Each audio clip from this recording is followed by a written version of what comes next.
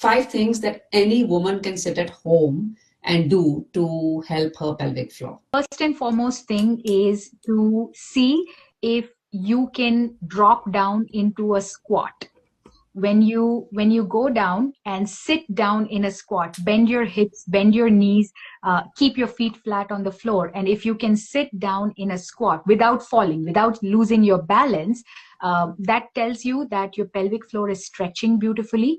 Your hip muscles, your gluteal muscles, they are stretching beautifully. So that flexibility is there. If you had to test, if I had to give you one test and say, for someone who doesn't have access to an internal exam, how do I know? Do they have good flexibility in their pelvic floor? This might not be the ultimate test because, again, you could still drop into a squat and still have a tighter pelvic floor.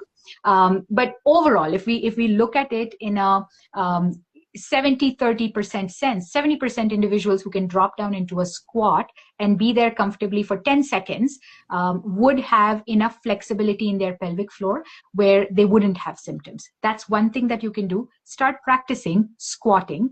The second thing that you can do to keep your pelvic floor really optimal is checking to see if you can contract the pelvic floor. So sort of like a Kegel where